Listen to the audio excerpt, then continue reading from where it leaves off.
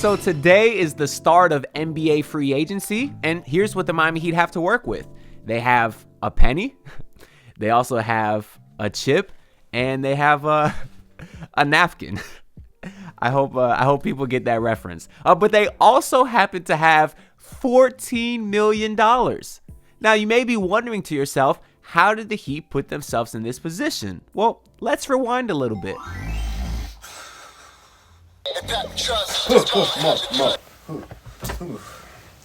All right. Lord, please trade us Giannis Antetokounmpo for Terry Rozier and a second-round pick. Thank you.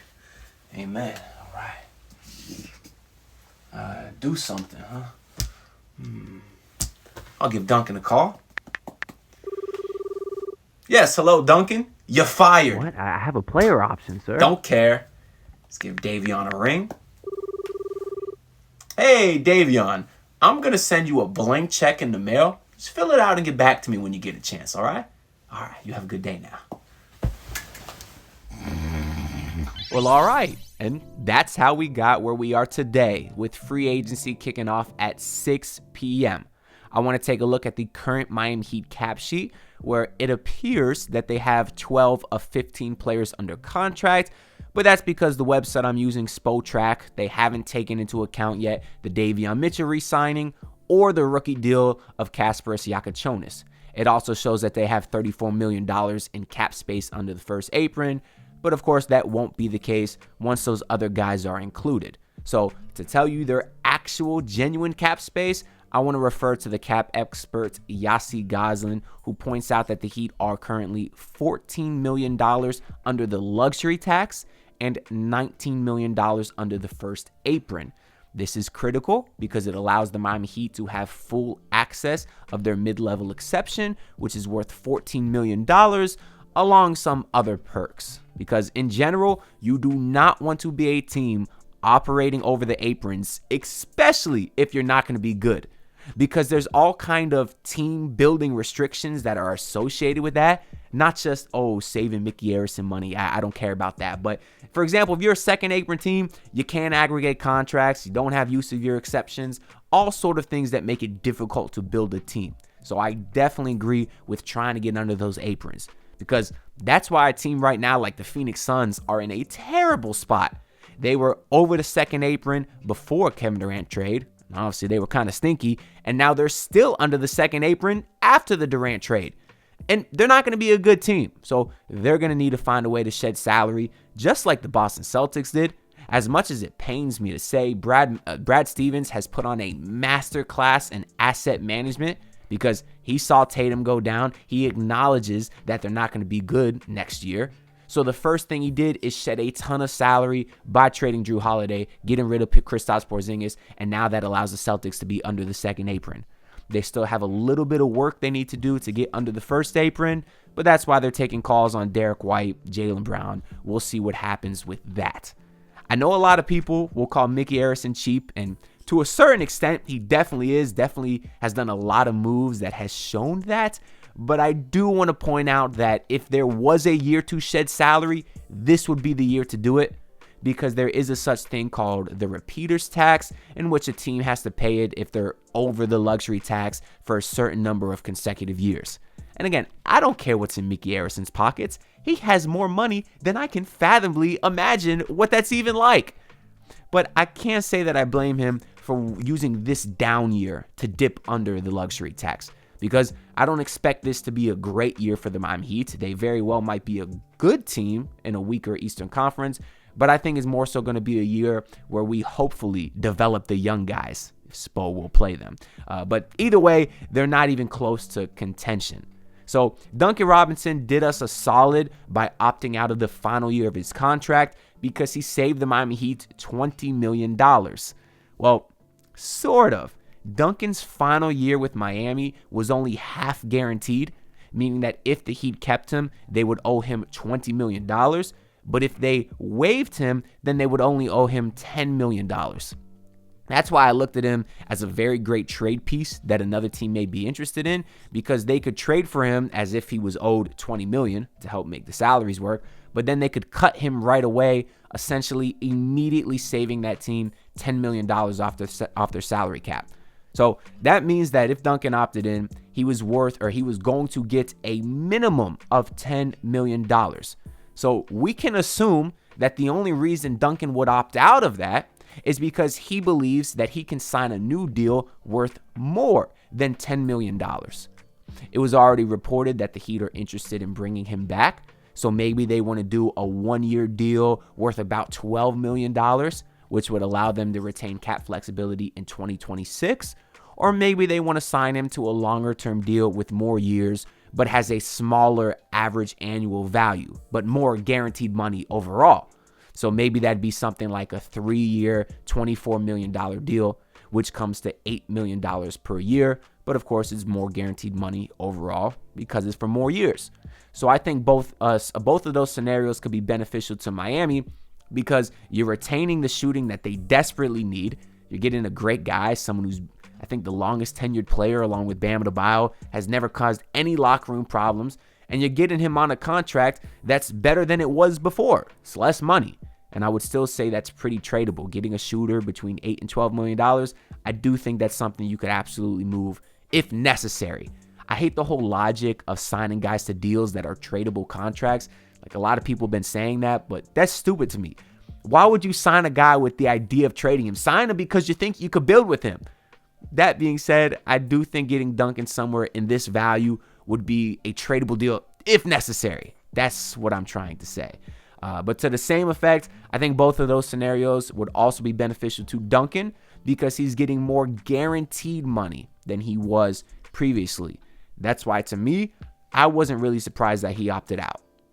Now, as far as what I think will actually happen, it is hard to say. I should note that those same deals could be with teams other than Miami. The reports just came out today that the Detroit Pistons will probably be heavily interested. And that makes a ton of sense because their shooter that they plan on resigning was Malik Beasley. Had a great year with them last year. But it was also reported yesterday that he's under investigation for the Terry Rozier / Jonte Porter allegations, meaning that they're looking into him for some gambling. So that's unfortunate for Malik because that certainly cost him a lot of money. I'm sure he would have signed that today if possible.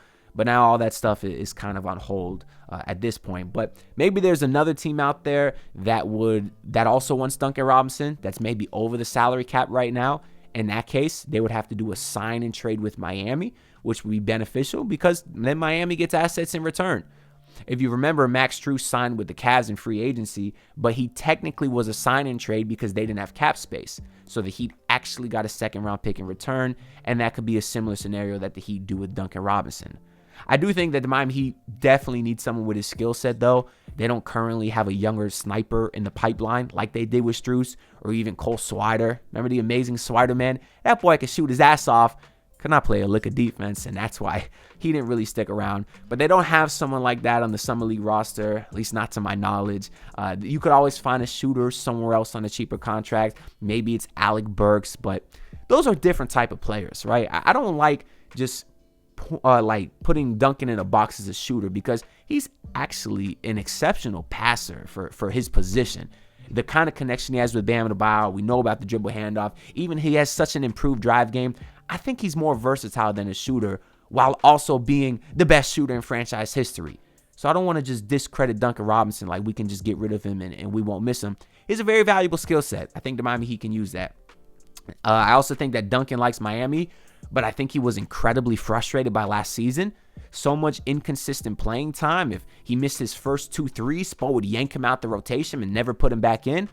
I understand Spo's in a hard spot. You're trying to win as many games as possible, but from a shooter's mentality, if you're putting that much pressure on making your first or second shot, it's difficult.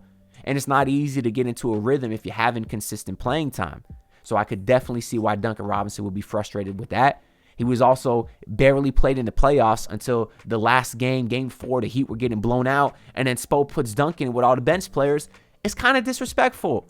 I get it, Duncan. You're making a ton of money. Go play basketball. Who cares if it's a blowout? I understand. But from his standpoint, I could see it being disrespectful. You know, you're out there with Kashad Johnson and all these younger kids. You know, Duncan's, he has a reputation there. It's just a little bit disrespectful. And we know he was frustrated by it because he didn't even speak in the postseason press conference with all the players. You had no Wiggins, which I get. I mean, he's a quiet guy. He doesn't like to talk much as it is. You had no Terry Rozier. Obviously, he would have got grilled. But to see no Duncan, that surprised me back then. And maybe it shouldn't have because, yeah, he was clearly frustrated. It's just he literally has a podcast where he talks about basketball. He couldn't talk in the end of season presser.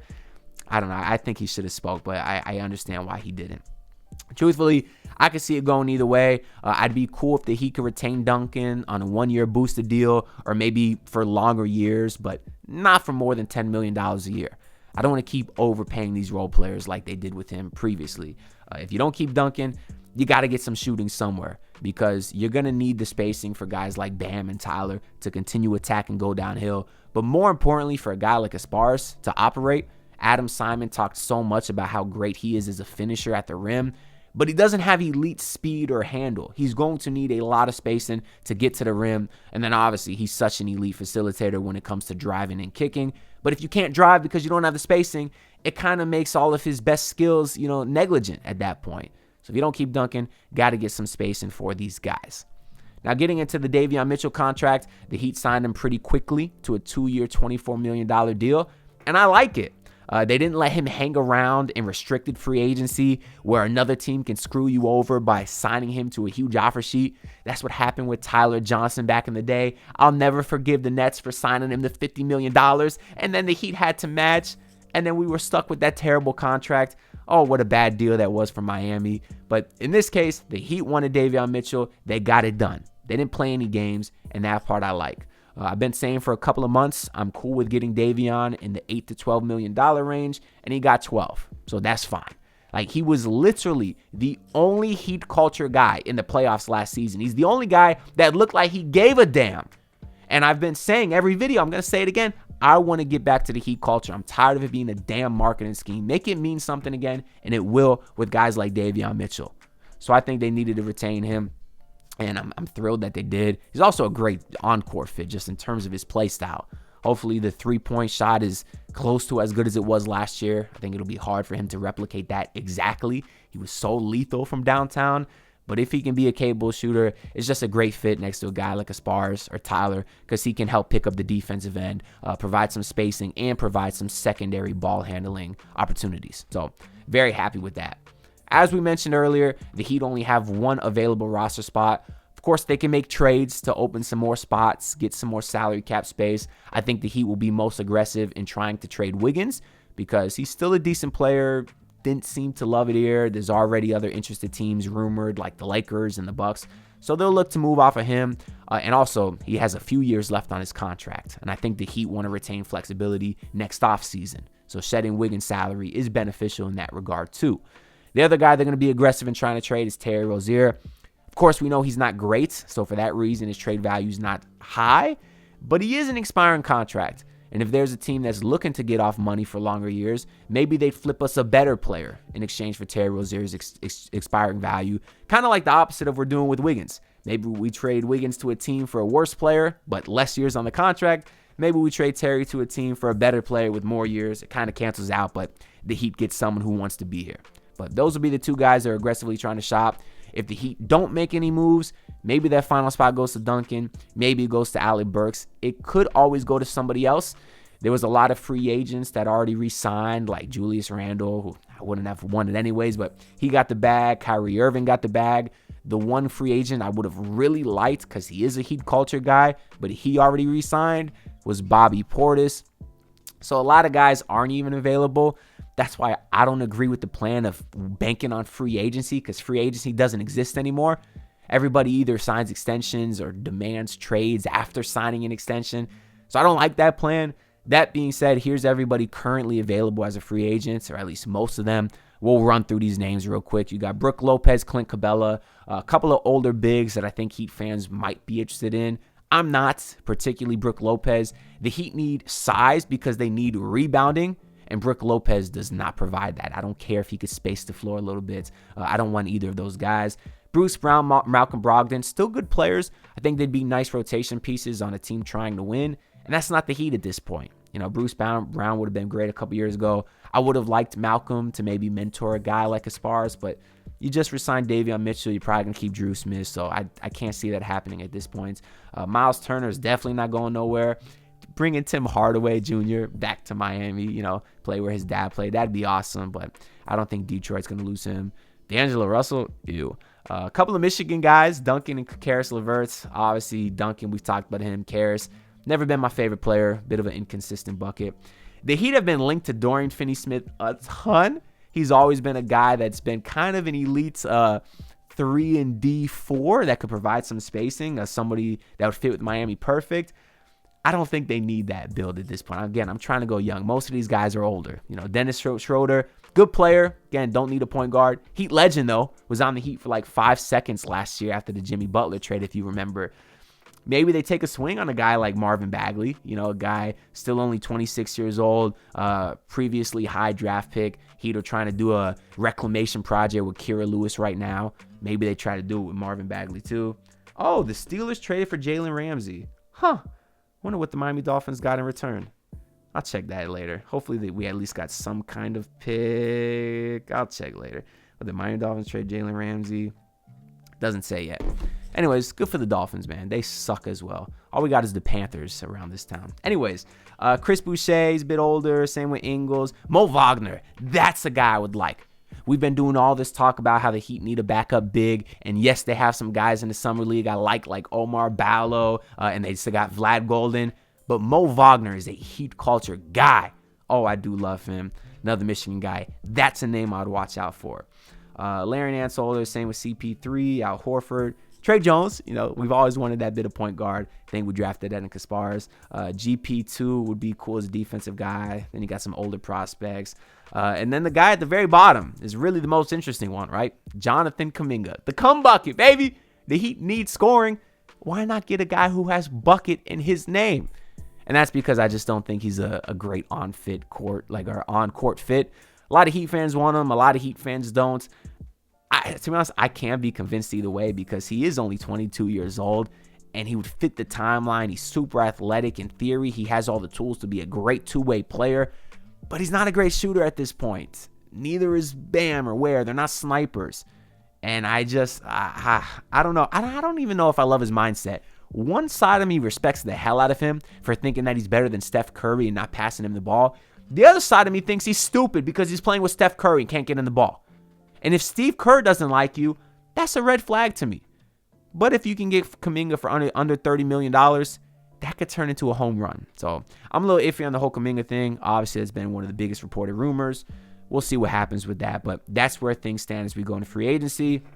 While the Heat have more money than they did before, they still don't have a ton to work with. So if we make moves, it's likely going to be via trade. Even if they're even willing to offer a fair trade this time, unlike the whole Kevin Durant thing. Brian Windhorst came out today and he said the Heat haven't been aggressive in trades because they're holding out for Giannis, which obviously I would like Giannis too, but to me, that's a pipe dream.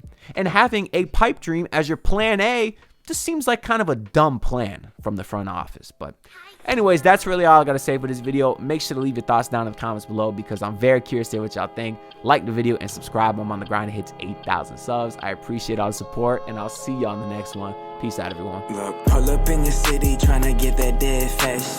Do it on my own, I don't need no dead weight.